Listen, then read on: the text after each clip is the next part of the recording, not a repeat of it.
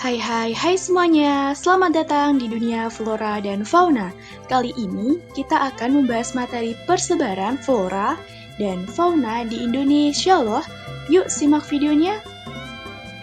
Tujuan pembelajaran yang pertama, melalui media pembelajaran pop-up book berbasis gerak dan audiovisual, peserta didik mampu menganalisis dan mengidentifikasi keanekaragaman hayati dan persebaran flora dan fauna di Indonesia.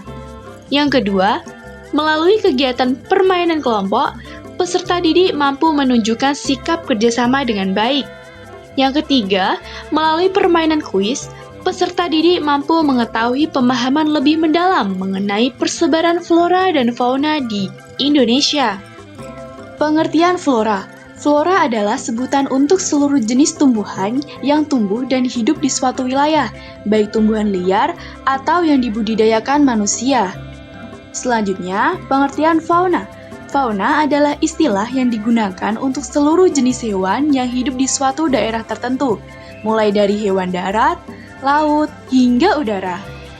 Persebaran flora dan fauna di Indonesia dipengaruhi oleh letak geografisnya, sehingga terbagi menjadi wilayah Asiatis, Australis, dan peralihan. Yang pertama ada wilayah Asiatis, merupakan flora dan fauna yang berasal dari benua Asia. Tipe ini ditemukan di wilayah Indonesia bagian barat seperti Sumatera, Jawa, dan Kalimantan. Yang kedua, wilayah Australis, merupakan flora dan fauna yang berasal dari benua Australia. Tipe ini ditemukan di wilayah Indonesia bagian timur, yaitu Papua dan sekitarnya. Yang terakhir, wilayah peralihan, merupakan flora dan fauna khas endemik. Tipe ini ditemukan di wilayah Sulawesi, Maluku, dan Nusa Tenggara. Manfaat persebaran flora dan fauna di Indonesia terbagi menjadi 3 bidang. Yang pertama ada bidang ekologi, untuk menjaga keseimbangan ekosistem, menghasilkan oksigen dan menyerap karbon dioksida, lalu mendukung rantai makanan dan penyerbukan. Yang kedua, di bidang ekonomi, sebagai sumber pangan dan obat, bahan baku industri dan kerajinan, dan daya tarik wisata alam. Lalu yang ketiga, di bidang sosial budaya. Yang pertama, digunakan dalam upacara adat, menjadi simbol budaya dan inspirasi seni. Yang terakhir, dilestarikan sebagai bagian dari kearifan lokal. Selanjutnya, ciri-ciri flora. Yang pertama, flora asiatis, didominasi hutan hujan tropis, banyak pohon kayu keras dan berukuran besar. Yang kedua, flora australis, mirip flora Australia, didominasi tamanah khas hujan tropis basah. Yang terakhir ada fauna peralihan, merupakan perpaduan flora wilayah barat dan timur, dan didominasi savana dan hutan musim.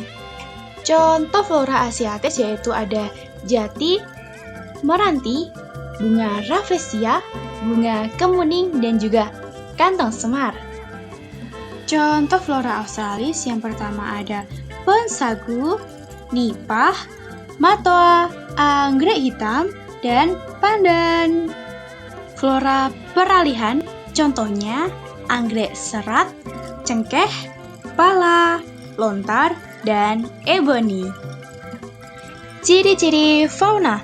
Yang pertama, fauna asiatis memiliki ciri-ciri yaitu mirip fauna Asia, didominasi mamalia besar dan juga reptil, lalu sedikit burung berwarna cerah. Yang kedua, fauna australis, ciri-cirinya mirip fauna Australia, banyak hewan berkantung, tubuh mamalia relatif kecil. Yang terakhir, fauna peralihan memiliki ciri-ciri perpaduan fauna Asia dan Australia, kaya spesies endemik dan burung dengan ciri khas berbeda. Contoh fauna asiatis ada harimau, gajah, badak, elang Jawa, dan bekantan. Yang kedua, contoh fauna australis ada kuskus, cendrawasih, kanguru pohon, burung nuri, dan kasuari. Yang terakhir, fauna peralihan memiliki contoh yaitu anoa, kakak tua, komodo, babi rusa, dan burung maleo. Dengan adanya flora dan fauna endemik di Indonesia, banyak sekali ancaman-ancaman yang ada. Apa saja ancaman itu? Dan bagaimana upaya pelestarian flora dan fauna agar tidak punah? Yuk simak videonya. Ancaman flora dan fauna tersebut yaitu penebangan hutan, pemburuan liar, perubahan iklim, dan yang terakhir, pencemaran lingkungan. Dengan adanya ancaman flora dan fauna di Indonesia, perlu diadakan upaya pelestarian. Yang pertama, dengan cara melestarikan habitat, ada hutan lindung dan taman nasional. Yang kedua, penghijauan, menanam kembali hutan-hutan yang rusak. Yang ketiga, ada penangkaran satwa, melindungi fauna dari kepunahan. Yang terakhir ada edukasi untuk meningkatkan kesadaran masyarakat. Flora dan fauna adalah kekayaan alam yang sangat berharga bagi kehidupan manusia dan lingkungan. Jika flora dan fauna rusak atau punah, kehidupan manusia bisa terganggu. Yuk teman-teman, mari kita jaga tumbuhan dan hewan dengan tidak merusak alam, membuang sampah pada tempatnya, dan sayang pada makhluk hidup di sekitar kita. Bersama-sama, kita menjaga bumi agar tetap indah dan lestari.